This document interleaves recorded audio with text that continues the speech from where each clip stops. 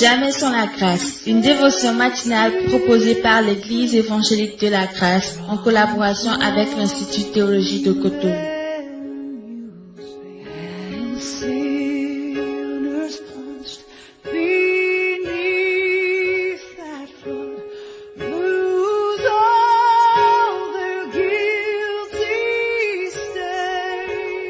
Bonjour chers amis, chers internautes, nouvelle journée, bienvenue dans cette nouvelle provision ce matin. Père de grâce, merci encore, merci pour ton œuvre d'assurance que tu fais dans nos cœurs, des peureux que nous étions. Oh, nous avons reçu ton esprit et tu nous dis que nous n'avons pas reçu un esprit de timidité, ni de peur, mais un esprit de force, de courage et d'hardiesse. Alors merci, aide-nous à marcher selon ton esprit aujourd'hui, au nom puissant de Jésus-Christ. Amen. Alors, et Philippiens chapitre 1, le verset 6, où il est écrit: je suis persuadé que celui qui a commencé en vous cette bonne œuvre la rendra parfaite pour le jour de Jésus-Christ. Amen, amen, amen, amen.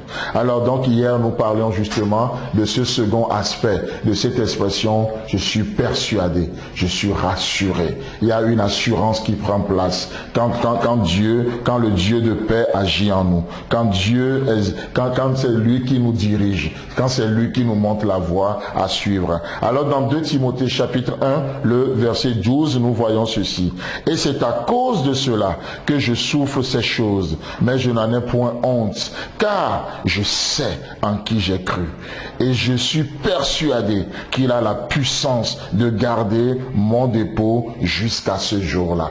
Amen. C'est le même auteur qui nous parle. C'est Paul qui a parlé aux Philippiens. C'est le même Paul qui parle à Timothée ici.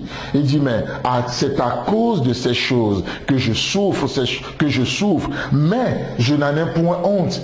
Je n'ai point honte de l'évangile. Je n'ai point honte de témoigner de Dieu autour de moi aujourd'hui, dans mon service, dans mon quartier, dans mon environnement. Je n'ai pas honte de témoigner, d'affirmer que je suis chrétien. Peu importe ce que le monde pense, j'ai cette assurance. Et il dit pourquoi? Parce que je sais en qui j'ai cru. Je sais en qui j'ai cru. Chers amis, chers internautes, le savez-vous? Ou vous êtes encore dans le doute? Où on est en train de se débrouiller avec Jésus. Le savez-vous? Je sais en qui j'ai cru.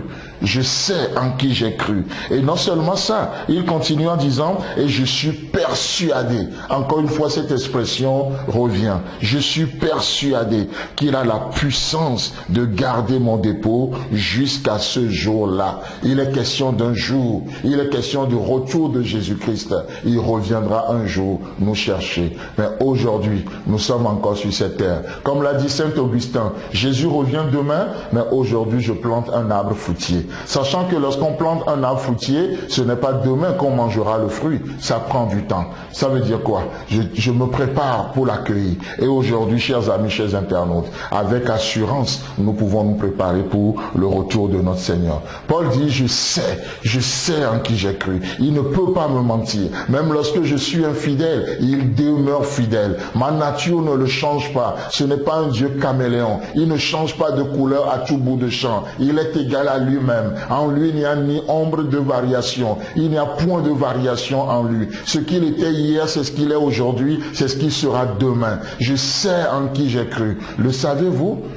Savez-vous de quoi il est capable, notre Dieu? Qui il est, comment il est. Oh, le psalmiste va le décrire. La tsunami va décrire ce Dieu. On y reviendra demain. Mais le psalmiste va le décrire dans Cantique des Cantiques, le chapitre 2, verset 3. Écoutez ce que le psalmiste dit, la tsunami dit: comme un pommier au milieu des arbres de la forêt, tel est mon bien-aimé parmi les jeunes hommes. J'ai désiré m'asseoir à son ombre, et son fruit est doux à mon palais. Son fruit est doux à mon palais. Mais considérons cette expression comme un pommier au milieu des arbres des forêts. Vous savez, c'est un peu ça notre vie. C'est ça, illustre bien ça. Vous rentrez dans cette journée, oh, notre vie est comme une forêt. Nous avons des arbres dans cette forêt. Nous avons nos faiblesses, nous avons nos besoins, nous avons nos moments de joie, nous avons nos moments de tristesse, nous avons notre vie professionnelle à gérer, nous avons notre vie de famille à gérer, nous avons notre vie financière à gérer, nous avons tellement de choses. mais nous ne mélangeons pas les choses. Nous ne mélangeons pas, comme on le dit chez nous, nous ne mélangeons pas les torchons et les serviettes.